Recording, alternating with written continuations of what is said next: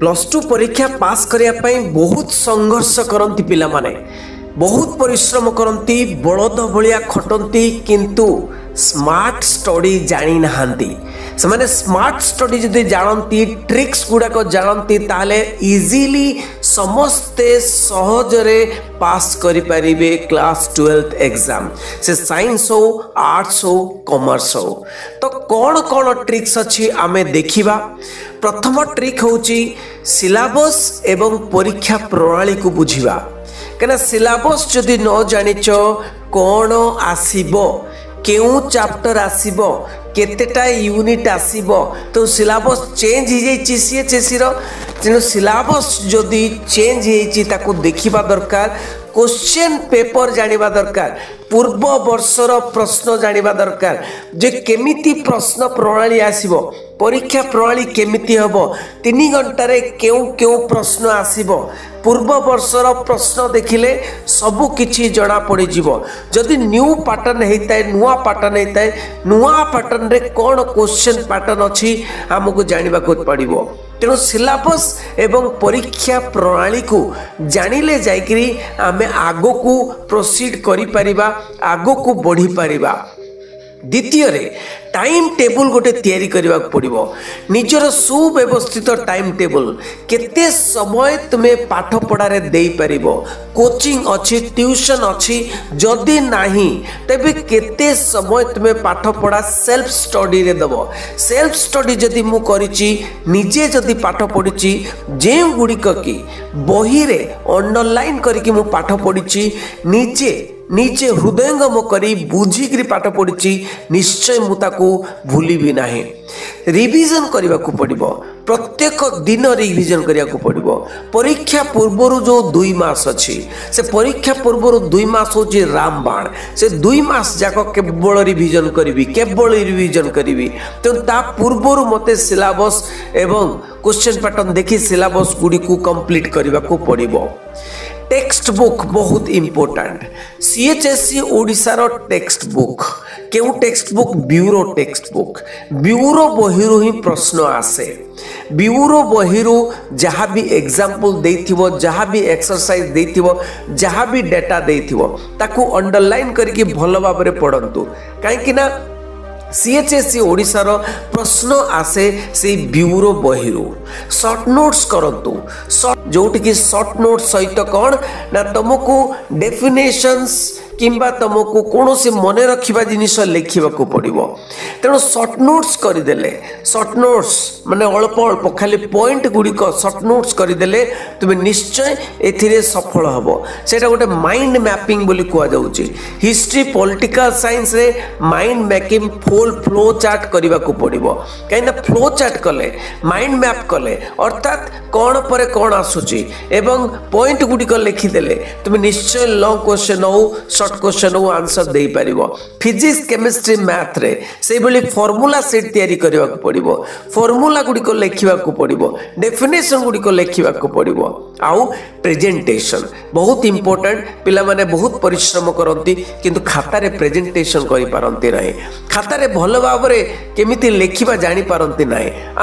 Answer को लिखिला बेले question number गुडी को माने लेफ्ट साइड रे मार्जिन पूर्वरु दिया जिवो एवं हेडिंग लिखिकरी एक्सप्लेन करिवो हेडिंग लिखिकरी जदि वर्णना कल ताहाले खुशी लागिवो तुमरो खाता देखिबा पाए अंडरलाइन करिवो जते बेले भी तुमे पाठ पढुछो जते बेले पाठ पढुछो से अंडरलाइनिंग ए जो हैबिटटा तुमे रखिवो से अंडरलाइनिंग मध्य एग्जाम खाता रे मध्य अंडरलाइन करिवो को गुडी को अंडरलाइन करिवो ना डाटा कौन सी इनफॉरमेशन अच्छी ताको अंडरलाइन करिवो बुलेट पॉइंट्स भी व्यवहार करि परिवो तेणु एई भली भाव रे डायग्राम मध्य टाणी परिवो जेमति बायोलॉजी अच्छी ज्योग्राफी अच्छी फिजिक्स अच्छी से डायग्राम अधिक मार्क्स मिले तो डायग्राम निहाती करने को पड़ो तेणु यही फ्लो चार्ट डायग्राम सहित तुम्हें जदि माने नोट्स देखईदेल प्रेजेंटेशन देखईदेल ताले डेफिनेटली बहुत भल मार्क्स मिलिबो। आ गोटे कथा प्रीवियस ईयर क्वेश्चंस पिला माने प्रीवियस ईयर क्वेश्चंस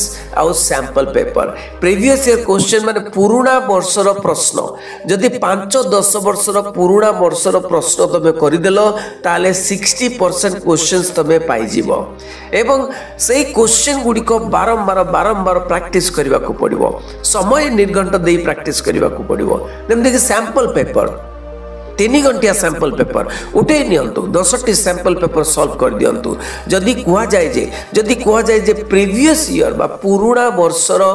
10 वर्षर प्रश्न और सैंपल पेपर 10टी माने 20टी सेट जदि जने सारी दिए ताले डेफिनेटली से 80% मार्क रखिबा पई निश्चय काबिल हे जीवो काहे कि ना पुराना वर्षर प्रश्न रो 60% प्रश्न आसीबो और सैंपल पेपर सॉल्व कर देले आ 40% हे जीवो तेनु प्रीवियस ईयर प्रश्न बा पूर्व वर्षर प्रश्न एवं सैंपल पेपर सब सॉल्व करंतु आ डेरी करंतु नाही। रिवीजन टेक्निक को जानते रिवीजन टेक्निक केमितिया ना मैथ फिजिक्स रे रिवीजन बारंबार फॉर्मूला गुडी को बारंबार रिवाइज करंतु केमिस्ट्री रे इक्वेशन गुडी को बारंबार लेखंतु एवं रिवाइज करंतु बायोलॉजी रे टेक्सोनोमी किमा हिस्ट्री रो इवेंट गुडी को बारंबार ईयर गुडी को बारंबार रिवाइज करंतु पॉलिटिकल साइंस रे धारा गुडी को बारंबार रिवाइज करंतु लेखि रखंतु कांथरे लगै दियंतु बारंबार जेते बेले रिवाइज करिवे मेमोरी ट्रिक ही सेटा बारंबार कौन सी जिनिस को देखिले एवं ताको जदि सजै की लिखि दैछंती जेमिति कि एमआईएल ओडिया रे किमा इंग्लिश रे से जो तमर लेखा हो लेखक किमा गल्प गाल्पिक ए सब आसुची तेणु से गुड़िक तुम लिखिकी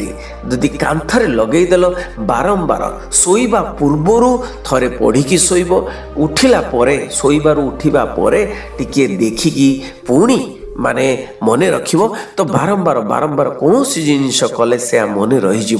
तेणु आउ गोटे कथा सबुठु लास्ट मु कहबी निजर स्वास्थ्य प्रति ध्यान दियंतु सबु परिश्रम करिथिबो सबु किछि करिथिबो किंतु जदि निज स्वास्थ्य प्रति ध्यान देई नाहंती निजर देह को जगी नाहंती स्वास्थ्य को जगी नाहंती ताहाले सबु किछि सुकुआ पड़ारे जीवो बोली कहंती दिन को 6-7 घंटा निहाती सोइबो 6-7 घंटा राति रे जो माने शौच भल कि शोइब कहीं शोइले ही तमर जो मेटाबॉलिज्म सिस्टम बा शरीर जहाँ भी प्रॉब्लम अच्छे सॉल्व हो जीवो एवं तुमको आराम मिलिबो तमर सबु किछि थका मेंटी जीवो आ हालुका खाद्य खांतु हेवी फूड खांतु नाही ए जो परीक्षा बेलू तो पूरा हल्का फूड खाइबे एवं हेवी फूड खाइले तुमको निद आसीबो आ स्ट्रेस नियंतु नाही मेडिटेशन करंतु ध्यान करंतु टिकी एक्सरसाइज करंतु स्किपिंग टिए करि दियंतु बा वॉकिंग टिए करि दियंतु किंबा दौड़ी दियंतु टिके दौड़ी के आसंतु रनिंग करंतु जहाँ भी किछि करंतु 15 मिनिट एक्सरसाइज करंतु मेडिटेशन निहाती बा ध्यान निहाती पाठ पढ़ा पूर्व करंतु स्ट्रेस नियंतु नाही कोनोसी टेंशन नियंतु नाही नहीं जो होगा देखा जाएगा यही मन रखिक आगू को जातु हम होंगे कामयाब ए मंत्र जप करंतु एवं आगू को जातु कौन सी प्रकार टेंशन लगातु नहीं निजको टेंशन भितर रहतु नहीं परिवार टेंशन भितर भी पसंतु नहीं केवल पाठ आउ मु निश्चय तुम्हें सक्सेसफुल हबो सफल हबो केवल पास नुहे तुम फर्स्ट क्लास 80% 90% चाहिए तुम्हें रखी पारिबो। थैंक यू वेरी मच समस्त को शेयर करिवे वीडियोटी रहुची बंदी उत्कल जननी।